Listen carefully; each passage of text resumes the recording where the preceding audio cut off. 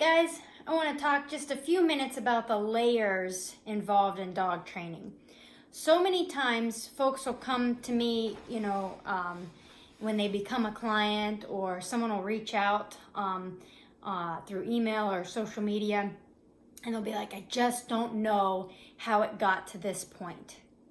Well, I'll tell you how it got to this point. Inch by inch, little by little, and day by day.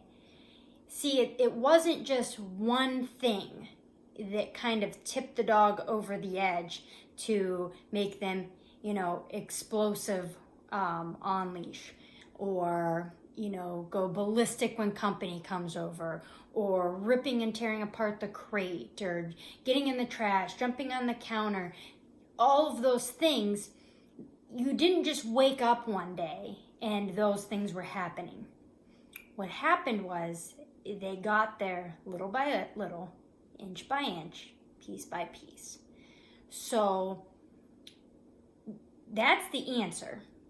You didn't wake up one day with an angel, or go to sleep one night with an angel and wake up with the devil next morning. That's just not how it works. It happens slowly. So when we get dogs in here on a board and train, or you work with us directly one-on-one in private training, what we do is we hyper focus on all the little things. Don't underestimate the power of the shrapnel effect. What do I mean by that?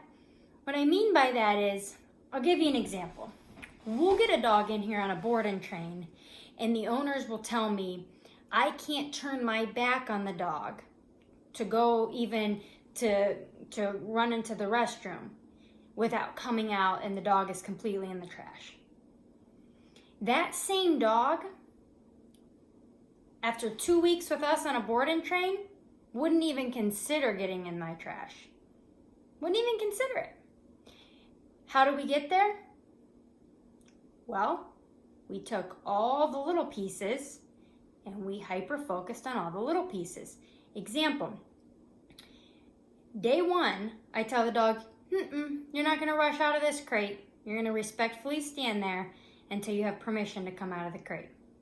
Day one, I tell the dog, no, you're not gonna barge through this doorway. You're gonna be polite and you're gonna wait for permission to exit. And then we start doing all these other permission-based protocols. So after 10 days, 2 weeks with us, and I'll bait the dog. I'll go, here you go, you want to get in the trash? And the dog looks at me going like, nah, it's probably not a good idea. And I've never corrected the dog for getting in the trash.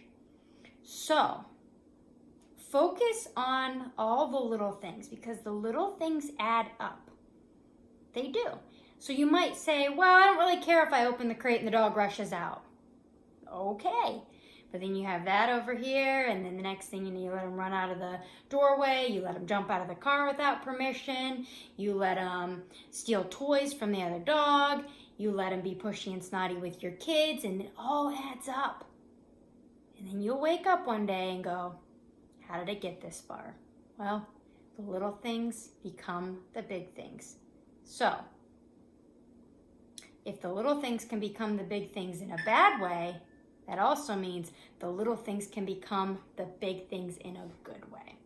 So start tightening up the reins, start working on your permission-based protocols, and you can get it all turned around. Talk to you later, guys.